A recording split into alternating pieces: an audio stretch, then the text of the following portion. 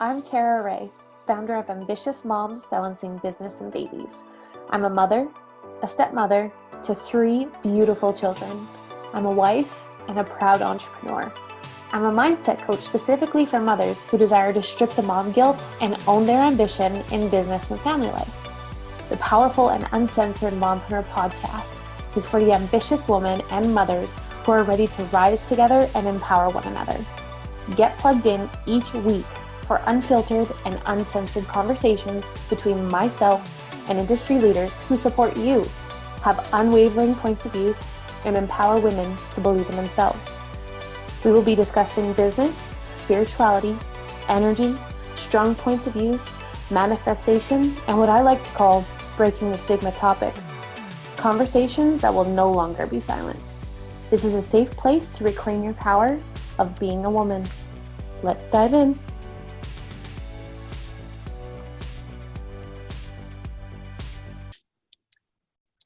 Hey guys, welcome to another episode of the Powerful and Uncensored Mompreneur podcast. Today I have the pleasure of interviewing Shannon Rose, and Shannon is a holistic life coach helping women over 30 ditch their mind drama and fall in love with themselves and finally lose the excess weight for life. And so welcome, Shannon. I love that you're on here, so say hello. Hey, I'm super excited. Thank you so much for having me. It is a pleasure, and I'm honored to interview you, and I love that we were able to have a little bit of a conversation before and get to know each other a little bit more, so that was incredible. And so before I start all of my interviews, Shannon, I actually ask a question in regards to what are you celebrating currently in your life right now? I am currently celebrating where we live. Mm-hmm. We live in a beautiful town. It's called Livigno. It's super isolated. We're so isolated that it's actually a tax-free zone here, so that's pretty cool. Yeah.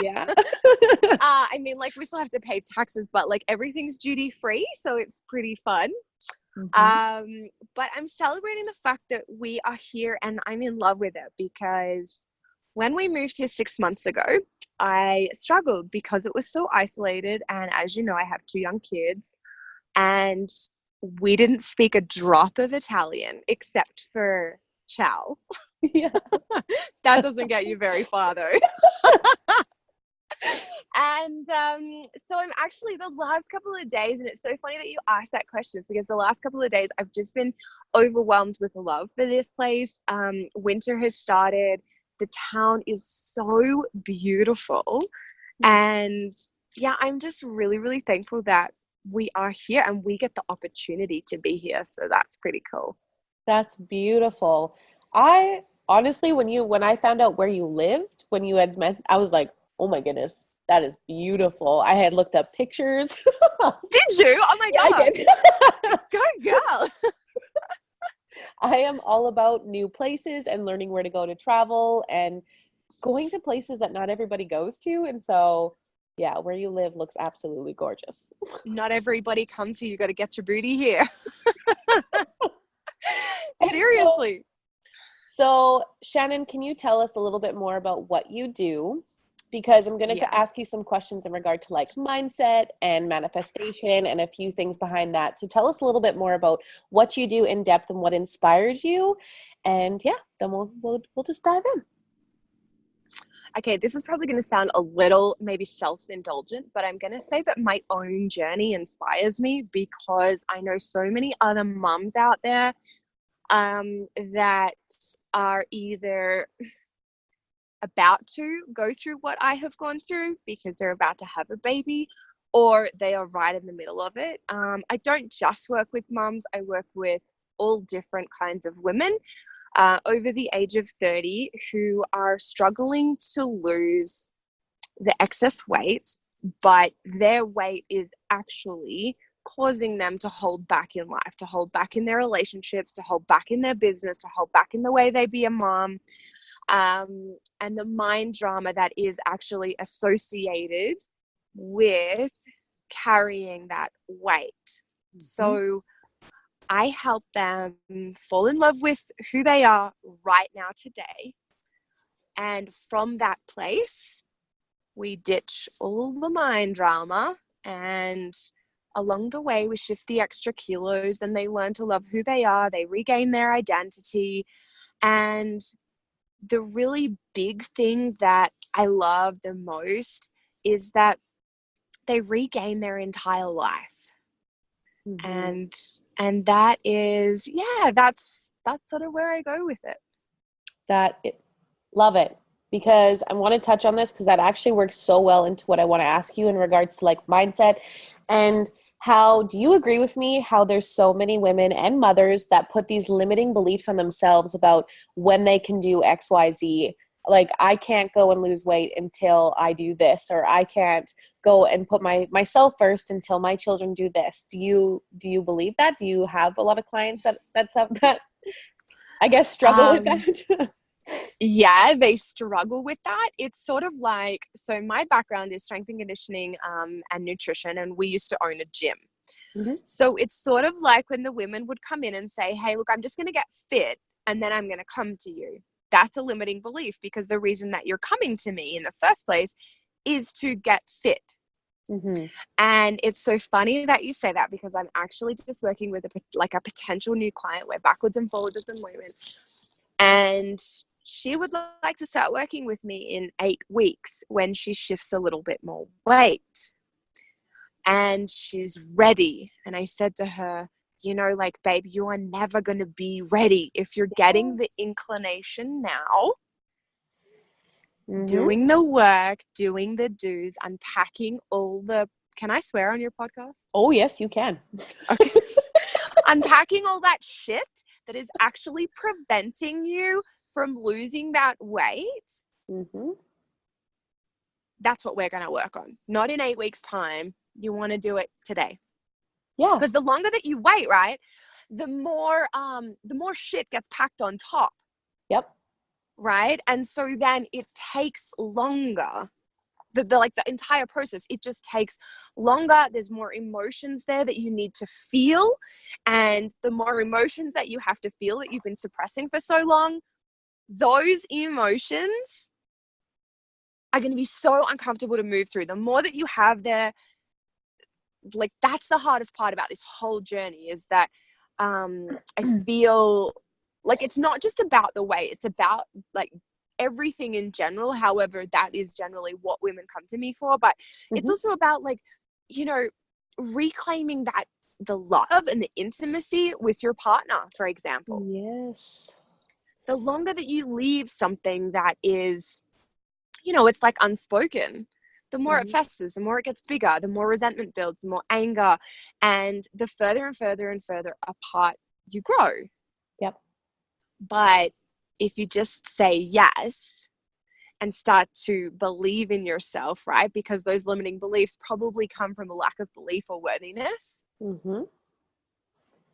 And when you say yes to yourself, it's easier. And it's almost like even just saying yes to that, like, things just start to move and happen automatically, right? I'm sure you totally resonate with that too. Yes. Yeah. I believe that every action has a reaction, whether it is positive or negative. And if you honestly are putting in if you make a positive decision for yourself, you will see positive outcomes. That's just the natural way the universe works. And I also believe that if you constantly place excuses, if that is something that you have been doing for, let's say, weeks or years or months, that you are training your mind to constantly make up excuses. So if you constantly say, oh, I'm going to wait 8 weeks, or, oh, I'm going to start on Monday, or, oh, I'm going to start at this time, you will always be able to make up an excuse and it'll always win.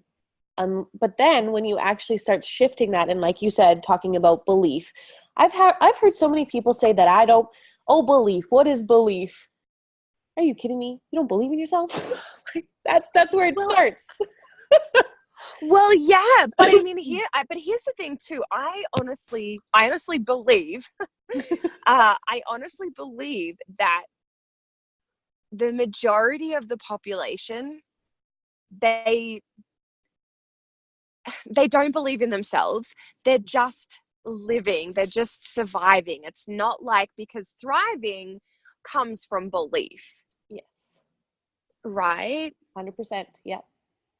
And so when they say that, like, what is belief? I honestly hear them when they say that, because, that was me too. I didn't believe in myself. Oh, yes. And there are days when I don't. Yeah, for sure. We're human. And when I say, I guess because when I say, oh my goodness, you don't believe in yourself, I think that is because I have found what belief in myself has done for me, that I just wish that what I have been able to teach myself, everybody just knew. It is one of those things where I'm like, oh no, we have to start fresh. And I just wish that you believed in yourself and loved yourself and knew your capability, because why do you think that somebody else is capable of doing it and not you? That just, you are Yes. capable of doing anything you set your mind to. And that, I honestly underestimated the power of my mind until Mm-hmm. that started to shift. And I see all these shifts throughout, and some people want to see these changes happen instantly. But if you've been constantly making up excuses or putting yourself on the back burner, that might take some time. And then all of a sudden you start noticing all the effort and the work that you've put in yourself, and you are blown the F away. Because I know I am. Some days I wake up and I'm like, wow, my life is completely different. Yeah. Did I do that? Whoa. Yeah. And even people start to notice those shifts about you. And I think when you start believing in yourself and you really start ditching those other limiting beliefs, because that wasn't, honestly, if I'm being really transparent, it was like the last I'd say 4 weeks, that I decided that I didn't need to justify to anybody what I was doing, and that I was just Mm-hmm. going to do it for me and love me. But that wasn't until the past 4 weeks. I kept thinking I needed to justify, and then something switched. I had this tough conversation with somebody. I was like, no more am I justifying to anybody what I choose to do with my life, because I'm here. Like, your heart is beating inside of you. You need to take care of that and love that Mm-hmm. and honor that. On a Yes. whole tangent about that. And I mean, like, well, yeah, 100%. And from that place of acknowledging, like, who you are, this is my life, I'm choosing to do this, and I'm Mm-hmm. choosing to love myself through the process. So much can happen from just that switch of mindset, 100%. And right? it is completely mind-blowing, even because I want to talk about the mindset, because you have children and because there's going to be mothers listening to this podcast too. Have your children noticed differences in you? Did you notice that your children started to shift when you started taking care of yourself? Was there less anger, resentment, frustration? Like, was there anything that shifted for you in them? I mean, my kids are quite young. The Yeah. thing that I notice is the way I parent. The way I parent is different. Mm-hmm. I'm more aware, and I try to be really conscious with bringing more fun into Yeah. just, like, every day. One of the biggest things for us is that in the mornings we always have music on. Mm-hmm. That is just like one of the things that lifts everybody's mood. Sometimes if the kids are having a bit of a moment, we will, like, I'll change the music and then we'll all get up and dance. We just did that, actually. I said we were going sledding, and so just before we're trying to get out the door to go sledding, Harry did not want to put his ski suit on. He was totally resisting it, and I'm like, he's 20 months old, you can't really reason with a 20-month-old, except if it's like, food. um and Yeah. so we changed the music that was playing, and Millie started dancing and I started dancing with Harry, and then, like, while we're dancing, we managed to get his ski suit on. So it's like, instead of like what we would used to do, or what I would used to do, because I would be so frustrated and angry that, my child didn't want to do what I wanted him to do, like, God Yeah. forbid, you know. Yeah. um, you would try to force it, and when you force something, you're just going to be met with more resistance. So instead, that's something that has changed in our house. And I mean, just the fact that I'm happier and I have more energy, and I no longer blame being tired just because Yes. I'm a mom and I had to get up through the night. I no longer use that as an excuse to Mm-hmm. have a shitty day. Like, Yeah. Because that's an excuse. Waking up and saying, I'm tired, the kids didn't sleep. You have a choice around the feelings, or essentially the thoughts, Mm-hmm. that are coming in to produce the mood that you're projecting onto your entire family. 100%. I agree with that firmly. Yes. And so you get to choose whether or not you're going to be tired, whether or not you're going to be frustrated, whether or not you're going to have a short fuse and a short temper that day. You get to say, no, I'm better than this, and choose a different thought. That's it. That's as simple as it needs to be. And that's the biggest thing that has changed for me. Yes. I want to talk about, because you were talking about how there was less anger, frustration because you started to understand your children on a deeper level because you were understanding yourself. And I just want to talk about the snacks. That's basically like my child right now, my 1.5-year-old. She is all about the snacks. If you have snacks, she'll do anything. If you don't, good luck. Yes. And she's such a mooch. Oh my goodness, this is a mom moment here. Now you got me thinking about kids and snacks. But the power of your mindset and excuses, because you were talking about that choice, and then when you wake up in the morning, and that was something that we had to explain to our children too. And I talked about this with somebody else before too, about how we have given them back this power of choice, because I have 2 older children, 11 and 8, and then I have a little one. And if my stepson wakes up miserable and angry with the world, he has a choice. He gets to choose how he wants to, how the rest of his day is going to go. And he could stay and remain miserable, or he can realize that he can change that for himself. And I didn't really, I guess, anchor that thought into my children until I started doing that for myself. Mm-hmm. And when I started saying to myself, no, if I stub my toe in the morning or if my coffee falls, that does not mean that the rest of my day is going to be negative, because I believe if you give out negative, you attract negative. You give out positive, you bring in positive. And some people don't agree with that, but it is true. It is true. Yeah, totally. Claim that. It is true. So it is true. But we do this thing with our kids where they have like a reset button. And it's just this imaginary button in the middle of their forehead. And if they're miserable, I'm like, oh, is it time to push your button? Do you need to push your button? And they always laugh. And they're like, no. And then they end up doing it. And it totally takes them out of this negative mindset, this frustration. And even last night, my stepson won this Heart and Hustle award in hockey. And my husband had told me, because he was so proud and excited. And my stepson is in this phase where he wants to tell everybody what he's doing, that he gets so offended when other people beat him to the punch.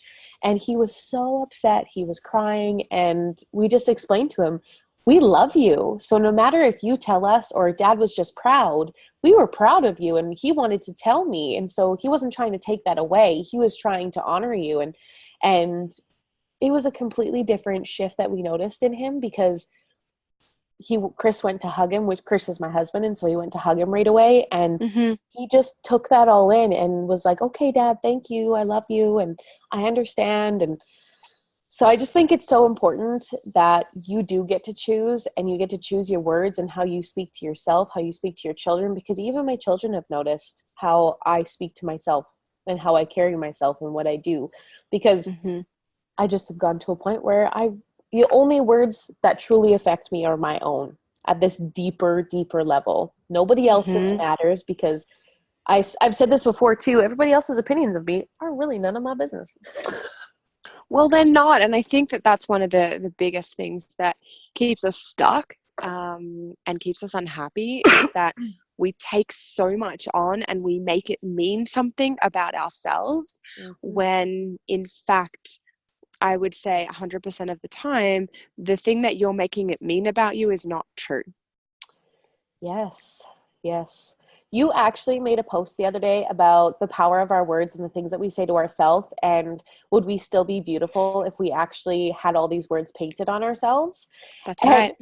I love how your face was like, yes.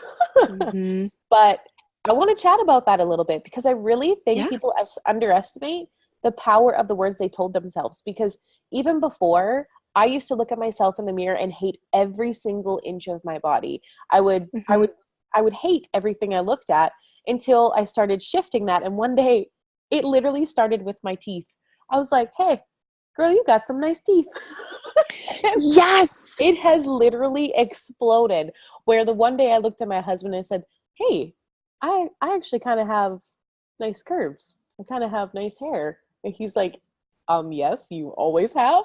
But until you start noticing it yourself, I want to talk about that. Like, what is your opinion behind that? Because that post really resonated with me, and I really think that is powerful, and women really need to hear about this. Oh, look, you're gonna get me started on like my hot favorite topic. So the post so a little bit of the background, I suppose, for those of you that are listening, is that I put a post out the other day around the words that we say to ourselves. If they were to actually appear on our skin, would you still be beautiful? So the meaning, or the inspiration behind that, because I work with a lot of women who have a negative body image. They self-loathe, and the reason that they want to shift their weight or lose the extra weight is because they want to be happy. But being happy happens now. Being content happens now. Confidence happens now with your kick-ass curves. Mm-hmm. It happens right now. However, the way you show up every single day in every aspect of your day will be affected by the way you feel in your skin, or the words that you are saying to yourself that people don't hear. Yes. Like, without a doubt, period. That's it. Because the way that you hold yourself when you have, when you have confidence, when you have self-love, when you have belief, when you're not pulling at your clothes, when you're talking to yourself with kindness, Mm-hmm. the way you walk is different to how you walk yesterday. Yeah. And we often, I want to say this in the right way. No matter what, you're always beautiful. Mm-hmm. However, the words that you say to yourself will manifest, I believe, in one way or another, either in your life or in your physical body, if you keep talking negatively to yourself about yourself. Mm-hmm. So if you could just start, and this is like something that I get a lot of my clients to do, we work on neutral thoughts. So if you're currently in a place of self-loathing, negative body love, starting with neutral thoughts is a really big step. And exactly with what you have done, we start with something that is easy. Like, girl, your eyes are looking great today. Right? Like, you don't have to focus on the parts that you don't love right now. And that's okay that you don't love them. Like, it's okay. Like, you have permission not to love them. I have been in that place. Yep. But starting really small and finding just one thing on your body that you can start to love, while the other areas of your body, you're just starting to recognize, like recognition and acceptance of just being you. Yes. Like, it's just you. Mm-hmm. And so that is something that I am really, really passionate about. I do naked mirror work a few times a week now. I used to do it every day. I don't do it every day anymore. And it's something that I often advise my clients to do. Yeah. Not all of them do it, and a lot of them tend to start it around halfway through our coaching, because what happens is that naked mirror work, like literally, you're naked, you're sitting cross-legged. I think you're in my Facebook group. I've done a whole coaching session on this. I should tag you in the video. It's really Please, cool. I was just going to ask you more about it, because now I'm really interested. Yeah. So I've done like a whole coaching session on this in my Facebook group, and it's literally the thing that allowed me to start loving who I was, like loving my body in all its glory. So Mm-hmm. you're naked. You're going to take time, like away from everybody. You're going to get a full length mirror Yeah. if you don't have one, or like in front of your wardrobe. And you are going to sit down cross legged and you are going to look at yourself. And it can be really confronting. And the first couple of times you do it, you might sit down and get straight back up and walk away. And you might do it again the next day, and you're going to sit down and you go, I'm not doing this. And you walk away. That's okay, as long as you continue to do it. Yeah. So the 5th, 6th, 7th day, you might last a minute. On the 8th day, you've gone 3 minutes. On the 10th day, hey, I've got shoulders. Check those shoulders out. Yeah. Right? You start to notice things because you're actually taking the time to look at yourself. You're not skipping past the mirror. You're not catching a glimpse of a body part as you're getting dressed in the mirror and going, oh, like you're cringing. You don't do that because you're taking the time to actually look at yourself. Yes. And so that's a really big part of my coaching, especially for the women who are really struggling, because getting to that place of just acceptance around where you are right now, and the more that you learn to love where you are right now, the faster your journey will actually happen. Oh, you hit me really in the feelers with that one because Sorry, I did keep going there for a few. no, that's okay because that's why we're on here to talk about this stuff. And I love that you brought up the naked mirror work. I think that is so powerful because that's probably something I'm going to start doing now, actually, because Yeah. if you can just look at yourself, I wish women would understand that you are all beautiful and that you are completely unique, and your mind, body, and soul is deserving of love, especially from you. Like, you are the one that is inside this body. And Well, go ahead, sorry. if you don't have it from you, who do you have it from? Because you are the Right? only guarantee. Yes. Like, you And are the only guarantee. yeah. And I was actually just talking to somebody about how what you love about yourself, you also attract out as well. So if you're in a relationship or you're with your husband and you only love a certain amount of yourself, and say your husband, it makes you feel better about yourself and he kind of like overcompensates for what you don't have, there's going to be like a fallout. All of a sudden you're going to get this big massive, oh, I'm in love, this person's amazing. Then that's going to fall and you're going to be like, what, why isn't he doing the same things? But he is. And we had this amazing conversation this morning about how you need to have this love within yourself, and that amplifies how much love other people have for you. Like I was saying, if you're positive attracts. If you love yourself, so much more love comes to you. Yeah, and one of the reasons that happens is because you no longer have a wall up. Yeah. Right? Because if you don't love yourself, you're going to have a wall in some way, shape, or form. There will be a block.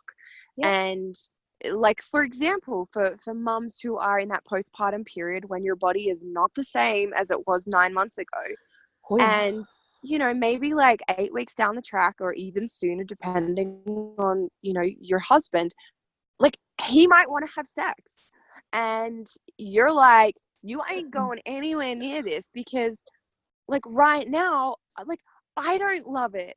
So Yes. how can I allow you to come into this sacred space and Yep. love it? Like, I can't give you anything because, there is, I want to say it because this is what I went through. There's total body rejection. I totally rejected my body after my son arrived, and letting my husband into this space was like, there was like no negotiating. Yep. There was zero negotiating. There was a big wall, and it wasn't until it was probably not until like, I think it was about 4.5, 5 months Yep. postpartum that my walls slowly started to come down because my inner journey had kicked off. Yes.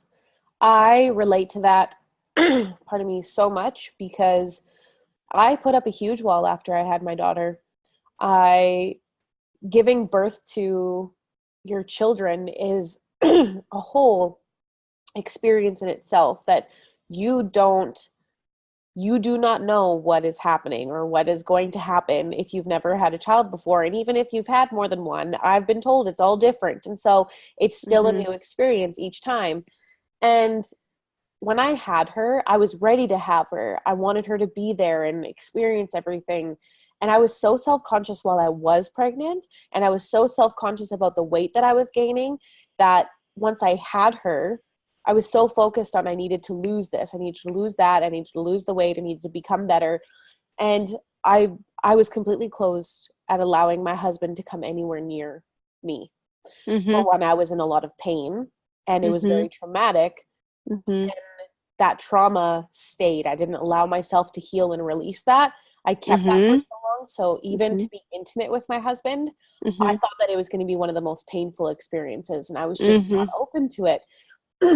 And I think people really underestimate what happens when you have a child and how massively your body changes and how you change as a human and just everything about you.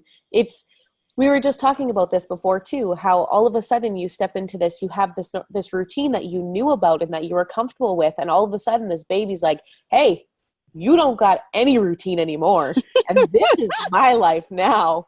And you get it's like you get smacked by something, like, and you're like, what is happening with my life? Then you have to Yes. and readjust. And I think moms need to know that there's so many people have gone through these things, but to love yourself and to just look at your body like you were talking about, and to really, you gave birth. I think that was the biggest thing I missed out, was my body created a human. It Yeah. I it gave birth. I have a beautiful child. My body had the ability to bring life into this world. And Mm. I didn't even I didn't I did not honor that. I was like, "Oh, I gave birth and now I'm disgusting." There was no love there after. Yeah. So, but here's what I want to also say is that we are like, it's okay. Like, I want to tell, if there's a woman listening to this, I want to tell you right now that if you feel like that, it's okay. Yes. It is 100% Yep. okay to not love your body, to not be connected with it, to not know the reflection staring back at you, because you have just done something that is, I want to say, like, out of this body, because I Yeah. honestly believe that when you give birth, you aren't on this planet. And Yep. yeah, and so, like, when you come back into your body, and this is going to sound really odd, but when you come back into your body and then you have this baby, your hormones have gone haywire. The time it takes for them to actually get back to equilibrium, Yes. it's going to be dependent on each woman, the sleep, the food, the breath, like everything. It could take you like 3 years to Yes. actually get back. So if you do currently feel like that, it's okay. And I want to encourage you right now to feel the emotions, Mhm. because something that will contribute to your postpartum depression, hello, yes, me, I've Yeah. had that, and so have you, right? Oh, yes. Is that you don't acknowledge the feelings that you're having. So you're suppressing them, Hmm. and you will sink further into, or potentially start, a postpartum depression journey. And that's not that's not a bad thing either, because so many women go through that. But I really want to encourage you to voice it, to talk about it, to acknowledge it, and to feel the feelings that you are actually having, because if you don't, you won't be able to heal and then reconnect with your body and your child. 100%. That Yeah. when you talked about suppressing emotions, that is that is the beginning of it. Yeah. And you believe that you can. That was the biggest trigger for myself was I wanted to be able to do it on my own. Mm-hmm. Even with my husband, but I wanted to be able to be the mom that could do it all. That was almost like superwoman. And I Mm-hmm. had two stepchildren and I had a little one, and my husband worked on the road in the summer. And so he was gone, and I kept saying, I'm fine. I'm okay. I'm okay. And Mm-hmm. but I Mm-hmm. was never being honest. Even when my family would say, go have a nap. I'll take care of her. You need some rest. I said, no, I can do this. I got this. I'm fine. I'm good.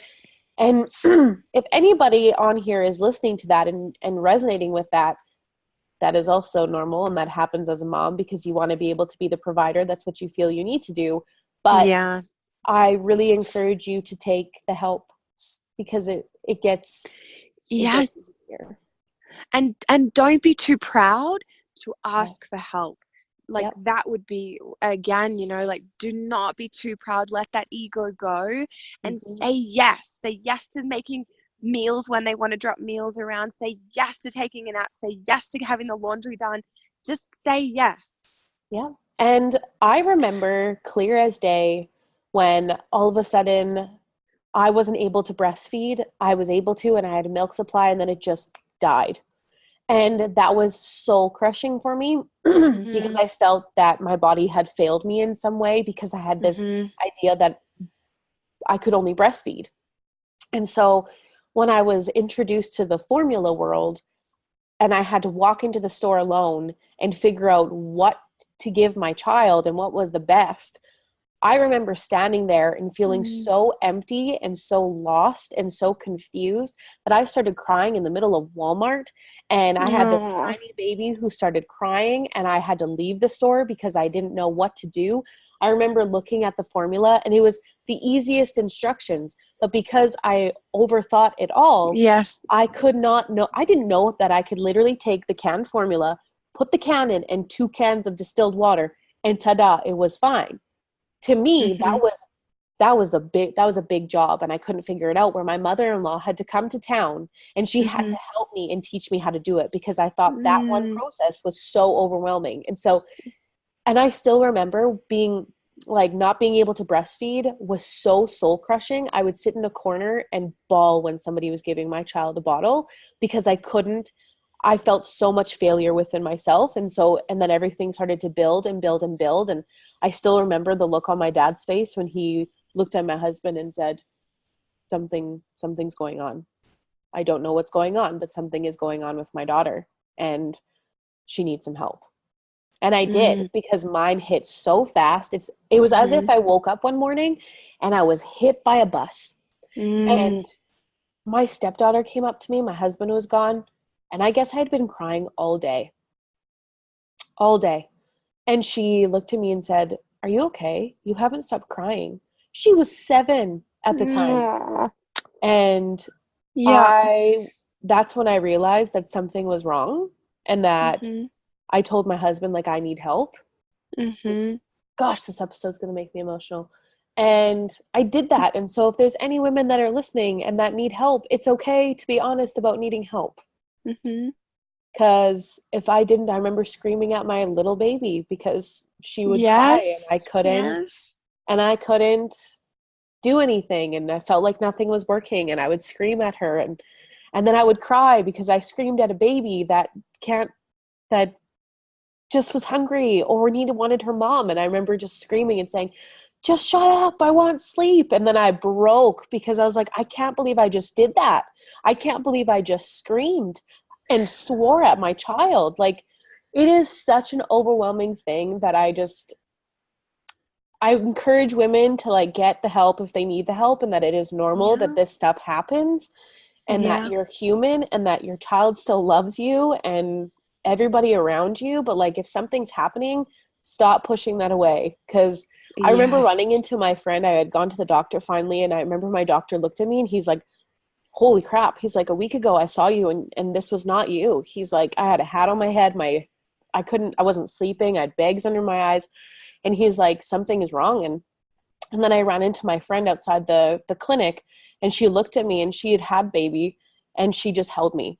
And she's like, "I know exactly where you are right now, and I wish you would have told me because I was there and I'm here. And Yeah. she ended up bringing me food the next day and Yep. being warm and welcomed. And so people will, like, if people love you and they're really in your corner, they will support you. And postpartum depression is one of those dark things that people don't talk about that really can just hit you. My God, this is really making me emotional. And it can really hit you. And to like think back about it, it can really become like earth shattering. Like it's one of those things where you're like, holy Yeah. crap, I went through that. And but I don't want people to be scared to talk about it anymore because like it's real shit. Like it happens. It is real shit, and I think that's one of the biggest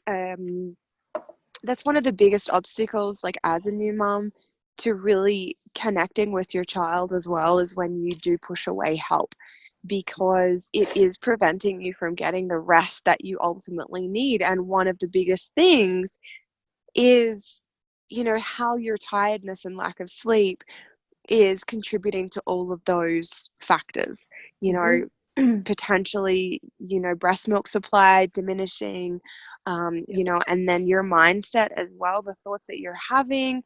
And it can just it will get into a spiral.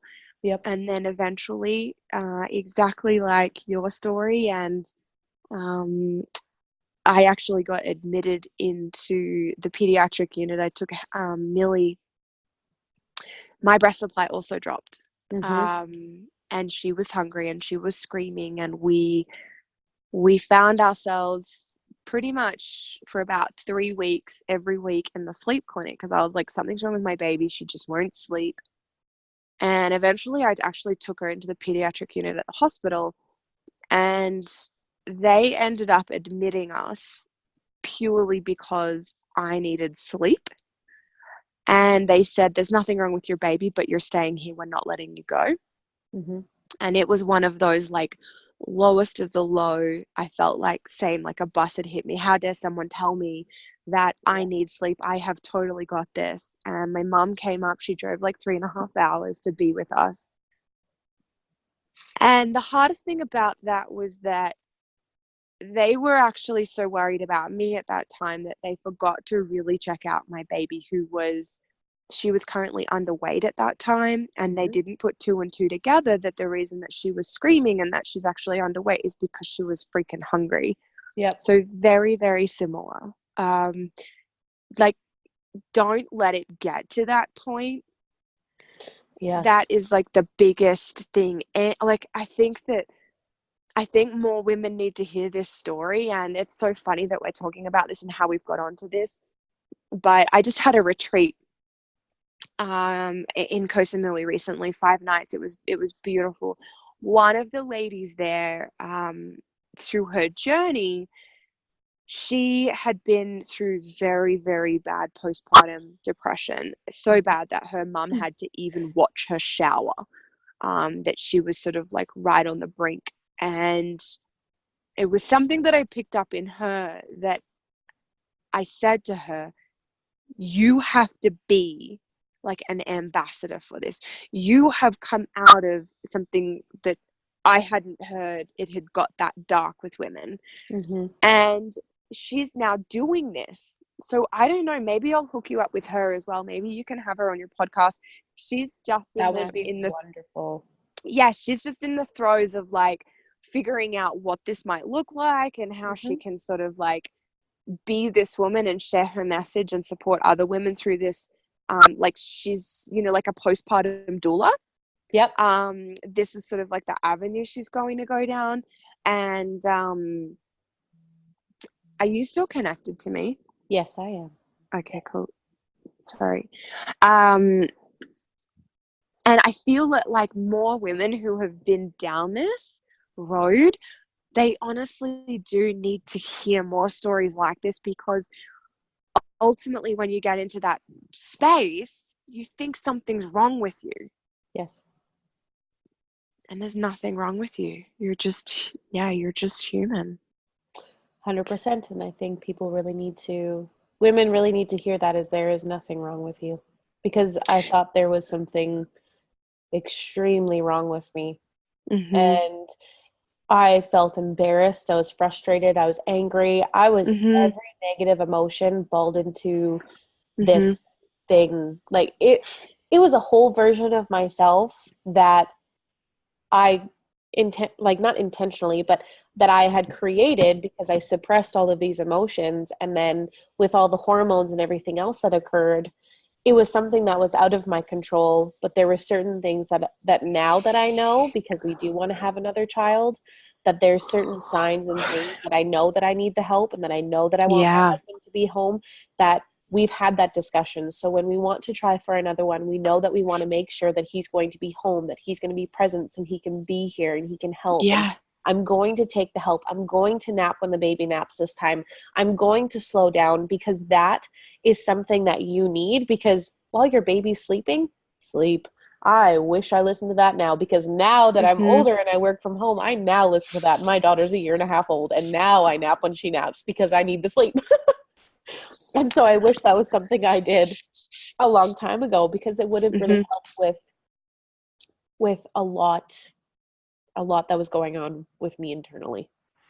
Yeah, and I mean, like, too, if we sort of look at who we are, like, we are humans, we are evolved beings, and we have Yep. a primitive brain. And back then, if we sort of like take our evolution as well, you know, when you had a baby, you had an entire tribe helping you with that baby. Yes. And we don't have that anymore. Unless you live in Italy when the whole family is there like all the time. But like that, I think that that is something as well. Like like evolution says that we need a tribe, and we actually don't have that anymore. And so that's what we're evolved to to have at that postnatal period, right? Yep. And so I feel like as well, like our brains haven't actually evolved to handle being like this alone mama. No. Do you know what I mean? Like, And does that make sense? oh, 100% it does. And I think that it is a journey that doesn't need to be walked alone if you have the help. Yeah. And as trying and as struggling as it can feel, because you have this deep connection and your child has grown inside your belly for 9 months, and you Hmm. love this, and now he or she is on the outside and you just want that closeness, they will be okay with the help of someone else. I remember when my mother-in-law, she would always ask and she would always offer to help, and I would just stay awake and watch her hold her. And she always told me, go sleep. It's okay. I have her. I've raised babies. I'm okay. For some Yes. I was so scared that something was going to happen to her, because even before I had her, people kept saying, oh, you got to watch her. I still remember one of my friends said, well, you need to be careful and you need to watch your child for up to this amount of time, or she might die in her crib, or something might happen. And Oh that my stuck God. with me. Even asked my husband, it turned into like an obsessive behavior that I had Yeah. to check on her 3 times a night, or make sure she's breathing and make sure she's okay, because that was a fear that I like sucked into my system Hmm. and believed that something was going to happen to her. And it Hmm. became basically an OCD behavior, really. Yeah. Yeah. And Hmm. my husband would say, just lay down, like I will check on her. And I would ask him, is she breathing? Is she okay? Is she moving? Is she alive? What is happening? And he said, she is okay. She's okay. And he Hmm. eventually just allowed me to move through this and to get through this, because he said, you're obviously going through something, and this is obviously something that needs to be worked out, and we will work it out. But he Yeah. worked with me on it. And so if you're honest, because I said to him, I said, I physically couldn't sleep not knowing and not checking. Like Hmm. I would have to wake up and go check. And so now he joined me on that and was like, you don't have to do this alone. And so No. yeah. And that's what you need. You totally need that support. 100%. Oh my goodness, Yeah. I could talk for ages about postpartum depression, anxiety, being a mom, and having your tribe together. All these things I'm extremely passionate about, and I love that this discussion got to that point and got to that emotional raw point, because that is really that is that is one of the biggest reasons I created this podcast, was to be able to be open and honest about those things. And sometimes it can feel really overwhelming and difficult to talk about those areas of your life, but I feel like it's extremely important. And that is what does give that power back to women and empowers them to be honest with themselves and tell their story, because your story is you and there's nothing to be ashamed of about it. And the only way that you can work forward and move is being extremely honest with where you are now and what has happened, because everything that has happened in your past doesn't have to be the story, doesn't have to be what happens in your future, what you have to live by for the rest of your life. It is something that you've gone through. And I truly believe that you learn something from everything that happens in your life. There's always a lesson to be learned. There's always something to take away from. And the last 2 years of my life have been whirlwind, exponential, shifting, holy shit years of my life that have been incredible, that went from a lowest of lows to one of the highest of highs, because I became so clear in who I was now, what I wanted, what my beliefs were, what I wanted to do for the rest of my life, and the message that I had. And so I just hope that women, whatever you take away from this, is love yourself, please. Yes, 100%. Love yourself, accept yourself, and your past is not who you are. And I think we often forget and we intertwine the two, is that like your past and the decisions that you've made in your past and like what got you here is not who you are. And you get to choose how things turn out now. Yes. I actually read a really good quote before we end this. I read a really good quote, and it said that every morning that you wake up, you have the opportunity to choose again. Hells yeah, you do. Yeah. I love that. Hells yeah, you do. Hells yes. Yes. So, before we hop off of this interview, can you please let all of our listeners know where they can find you, where they connect with you, so that if they resonate really well with your message, they can come and join you? Yes, please. Thank you so much. You can find me on Facebook. It's pretty much my hangout. It's Shannon Rose. And I have a free Facebook group. It's called She with Shannon. And I also have a podcast too, She with Shannon, the podcast. So you can catch me over there. Well, thank you so much for coming on here, for having this discussion with me, for being open and honest and raw, because I know that takes, a lot to come on here and have those discussions. And so I think it's very empowering, and I'm truly honored to have this interview with you and to get to know you in this space. So thank you so, so much for coming on here. No, thank you very much. And I really, really appreciate it. And it's been so much fun. Well, thank you. And guys, I will see you all in the next episode. Bye, everyone. Bye.